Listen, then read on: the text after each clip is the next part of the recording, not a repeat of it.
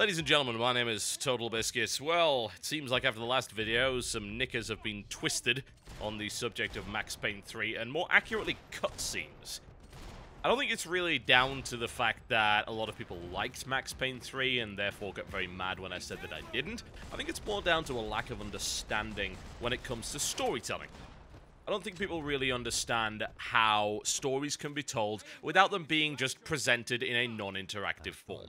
So I want to talk a little bit about that. Also show a couple of examples where I can of storytelling done well versus storytelling not done well. Because storytelling in games ties into more than just conveying what is going on. It actually actively interferes sometimes with the interactivity of the game and the pacing of the game. So let's take a look at the biggest problem that Max Payne 3 has and explain why it is a problem in comparison to other games in this medium. So Max Payne 3 flat out has too many cutscenes. This causes a number of different issues, the most obvious of which is that cutscenes get in the way of actual gameplay. Cutscenes are non-interactive presentations which are supposed to drive the story along. Unfortunately, if you use too many of them, what tends to happen is you lose the engagement of the player. Now, please note the word that I just used there, the player, not the viewer. There is a fundamental difference between the two. The player expects to be the hero of the story. That is kind of the point. That is the point of gaming in general. You are the guy that makes things happen. You are the protagonist.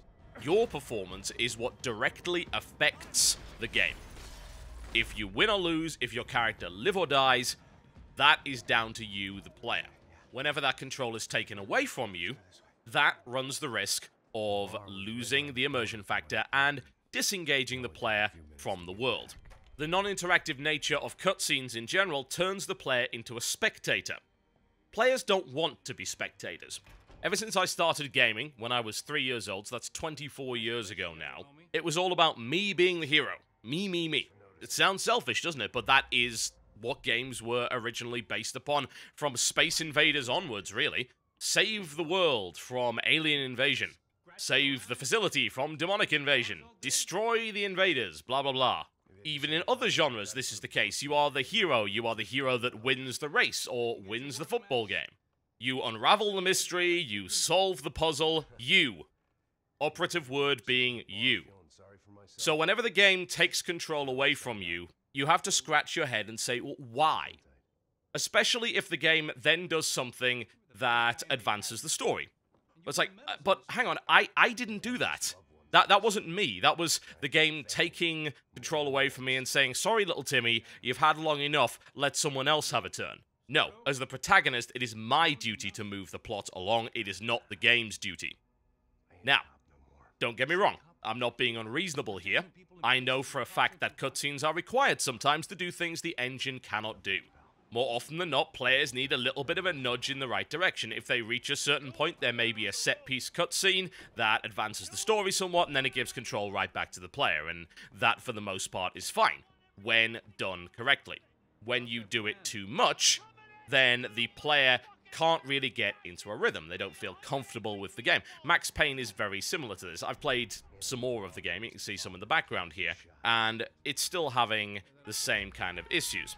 There are longer sections where you're able to get control, but then there are these very, very long sections where you simply do not have any control whatsoever, or where control is taken away from you at an inappropriate moment. Now, if I was making this game, the thing which I would ask myself every time we had a cutscene was, does this have to be a cutscene? Can this be done in the engine? Can this have some form of interactivity? Now, Max Payne does do a little bit of that. Every now and again, you get a cutscene that suddenly gives you this canned shooting segment that lasts for about 3 or 4 seconds. It's essentially a turret segment. Now, there are other games which do this differently. They do it with, say, quick-time events, for instance. Big example of a game I actually enjoyed, which was essentially nothing but cutscenes, was Heavy Rain. The thing about Heavy Rain is that it was highly interactive, even though it was a hell of a lot of cutscenes. You got to do an awful lot while the cutscenes were going on. You always kind of felt engaged with the story in that respect. With Max Payne, you really don't, and I think that's maybe because of the sharp contrast between the action sequences that we know Max Payne is good at, and we know are the basis of the game, and the nature of the cutscenes, which are anything but that. We're listening to uninteresting characters natter along and the occasional nice one-liner from Max Payne. Now, I think the biggest misunderstanding that a lot of gamers seem to have, and maybe it's just the younger gamers that haven't really experienced what it was like before the cutscene generation really kicked in, is that storytelling means cutscenes. Yes, cutscenes are used to tell a story, that's kind of the point. But storytelling is not exclusively delivered by cutscenes. In fact, I would argue that in most situations, the more cutscenes that are used to deliver the story, the less effective a game it actually is. Gaming is about interactivity. If you take the interactivity away, it ceases to become a game and it becomes a bad movie. Let's be honest here. Games do not look better than movies. It's a simple fact. CG movies look better than games. Of course, real-life movies look better than games. Games have problems when it comes to animation quality, textures, the number of objects that can be rendered on a screen, the complexity of the scene, depth of expression in the characters' faces, all sorts of different issues. You just can't get the same kind of detail in a game than you can get in a movie. So why on earth, in a million years, would you try and draw that comparison as much as you do in a game like Max Payne 3? It is outlandishly silly. Because it fails. It legitimately fails. A scene in Max Payne 3, a cutscene, and this applies to any game I might add, I'm still be using Max Payne 3 as an example, will never look as good as it would in a movie. Of course not. Why would it? It's absolutely insane to suggest that. What gaming as a medium has going for it, which should be used, it is a strength that should be exemplified, it should be played up to as much as possible, is the fact that it is an interactive medium.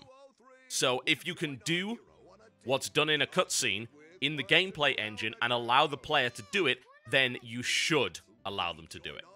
I'd like to give an example. We're going to flick over to Max Payne 2 here for a second. This is in the first level, which is a warehouse. Now, I'm going to show two different examples here.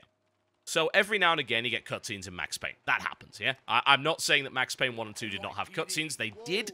There weren't anywhere near as many of them, but they were there. Now, you'll notice here that we're going to walk up to this guy and we're going to have words with him.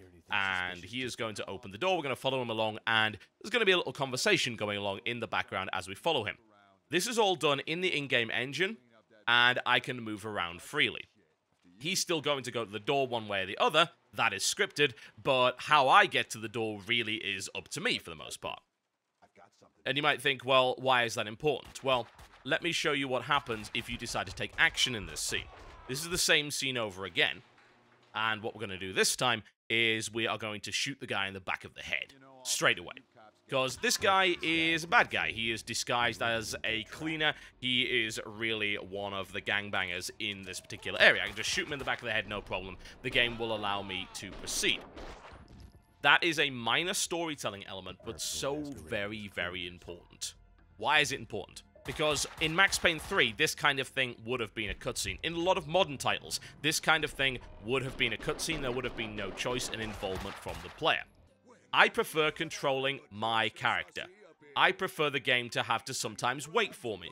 Another example would be what I did in the Portal 2 video, which upset an awful lot of people. I flat out refused to pick up Wheatley. So many people were angry about that. It was very funny to read, thanks for your ad revenue.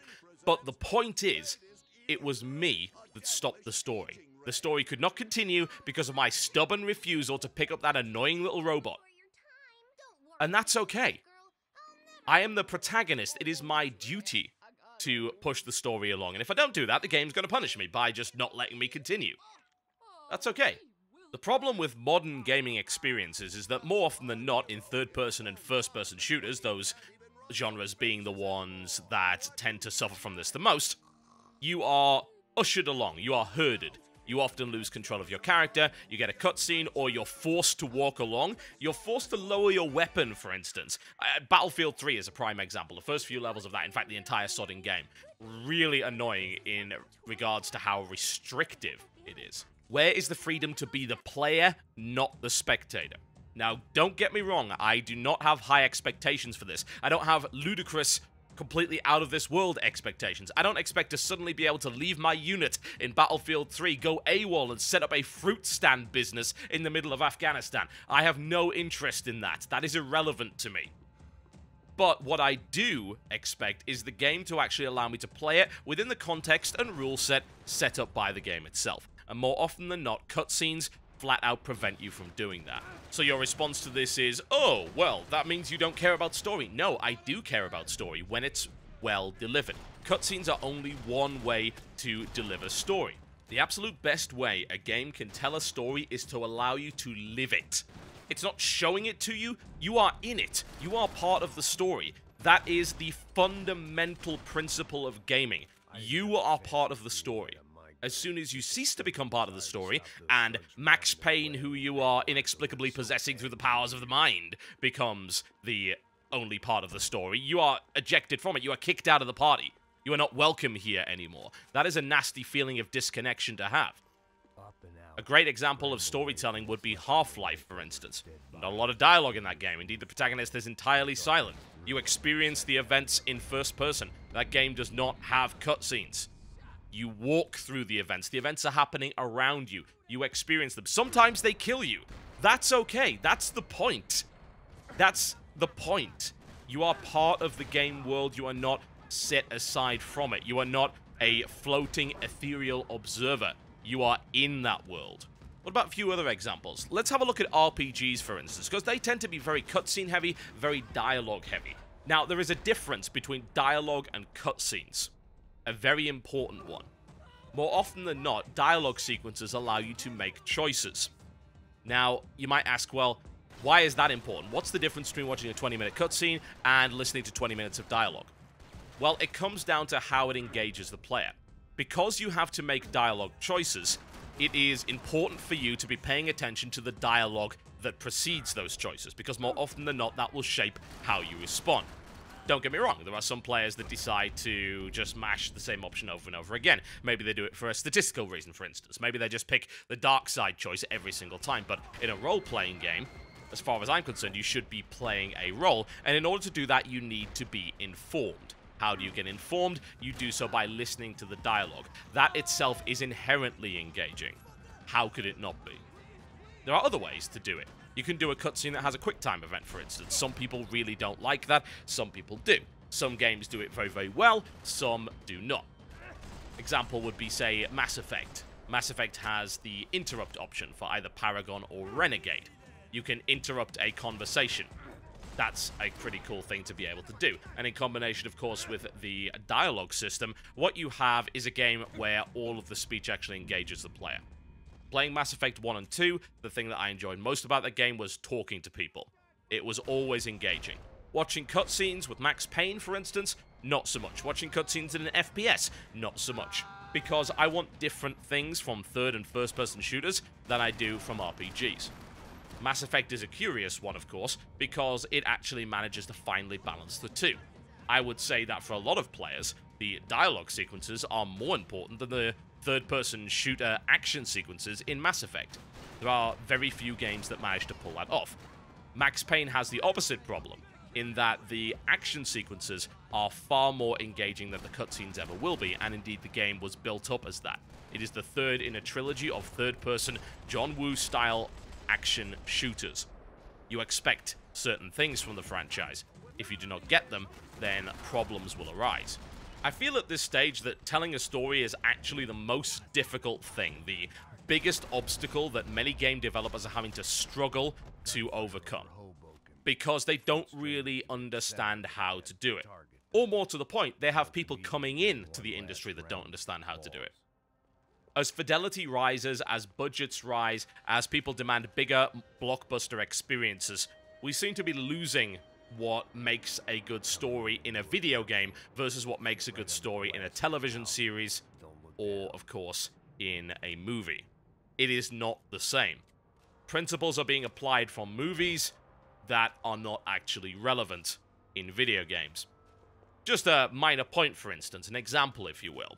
The idea of camera shots, like where the camera is actually filming the dialogue sequence from. Just how relevant is that in a video game? Well, it's not relevant in a video game that allows you to walk away from a conversation or freely pan your camera. Camera angles and shots are very important in cinema because it is a crucial element of cinematography. it's vitally important to how you present the scene to the audience, because the audience has no actual choice in the matter, so you must use your expertise in order to direct the action. In a game, you have the choice. I can freely pan around my character, for instance. I can see him from all angles. I don't even have to look at the person who's talking to me if I don't want to do that. And even better is when the game actually recognizes that I'm doing that, and there's a consequence for not looking at it. That is what gaming is all about. That is the essence of gaming. It's a story that reacts to you, the protagonist. It doesn't even have to be a complex, branching, RPG-like story. Reacting can be as simple as an enemy dying because you shot him in the face. You did that. You're the guy that pulled that trigger. You're the guy that pulled off that cool dive and brought down 5 dudes with a single clip. That is you. You are the hero. You lead the story. The story goes because you will it, not because the game wills it. When it comes to video games, I think the biggest joy is in discovery. Almost every game has discovery of some description, whether it be discovering a new technique, a way to beat the game, or discovering clues, new characters, new locations. Hell, the very idea of unlocking items is inherently discovery. And in all those situations, the real joy of that discovery is that you were the guy that did it. You drove that discovery. Even when you unlock an item in Call of Duty, you discover that item through your participation. That item doesn't simply become available because the game willed it. No, you got to that stage. Even in the single player. Oh, I found this gun. How did I find it? Why did I find it? Because I'm the guy that fought through the guys to get it. There's an inherent feeling of accomplishment there. The pacing of the game is set by you. When the game takes control away from you via the medium of cutscenes, that element of discovery is lost. Good examples of storytelling in video games involve the ability to discover the story as you go on and experience it not only at your own pace, but with your own level of interest. There are many people that will ignore things like the codex in Mass Effect, the lore books in Dragon Age. They don't care about the audio logs in BioShock or Diablo, for instance, the little lore segments that come up. They're not concerned with those things. But if you are concerned with them, then you can listen to them. If you're not, the game doesn't really mind. Think about what would have happened if every one of those audio logs in BioShock was a cutscene. Think about what would have happened if your game was interrupted in Diablo every time you discovered a new creature with a cutscene about that creature. Think how infuriating that would actually be. Gaming is about choice in the sense that you can choose to what level you experience the story. If the game shoves the story in your face all the time and refuses to relent even though you're not actually all that interested, then problems start to occur. Doubly so when you don't have any control over it. Developers are not ignorant to this. Absolutely not. Why do you think QuickTime events actually exist? Because they realized in the cutscene generation that cutscenes are inherently non-interactive and they can disconnect the player. So they wanted to have the player be involved in some way, even if it just involves pressing a button. That's not perhaps the best way to do things, but this is very much a work in progress. Gaming is constantly evolving. It is still, relative to other forms of media, very much in its infancy. Or more accurately, its petulant teenage years. It's going through puberty. Gaming is going to make mistakes along the road as a direct result of that. Mistakes like those made with the development of Max Payne 3 are perhaps a mixture of several factors. The first being the developer's lack of confidence in their actual game mechanics. I feel that if a game has solid enough mechanics, I'm going to enjoy it regardless of the story. A prime example, of course, would be to go back all the way to a game like Doom that has extremely solid, satisfying shooting mechanics, even to this day, unbelievably. The lack of story isn't actually relevant, as long as the player is involved and there is an element of discovery, which of course there certainly is in a game like Doom. The second problem being that I think a lot of developers now feel the game is more intelligent than it really is, or more to the point, want to try and make it seem more intelligent than it really is. Max Payne is inherently dumb. It really, really is. This guy kills thousands of people. He can recover from multiple visible bullet wounds merely via the use of painkillers. The very notion of Max Payne is absurd. The first couple of games were not clever because of cutscenes, they were clever because of the way the story was presented in a gritty noir style with many allusions to Norse mythology, through the use of comic book scenes, through the exceptional narration in the head of Max Payne, and all the while through a lot of it maintaining the control of the player, allowing the player to experience the story on his own terms. And that, ladies and gentlemen, is what storytelling boils down to. The ability to experience the story at your own pace, on your own terms, as the player, not as the viewer. Max Payne 3 fails to do that, in my honest opinion, and as a result, is not a good video game. My name's been Totalbiscuit, and I'll see you next time.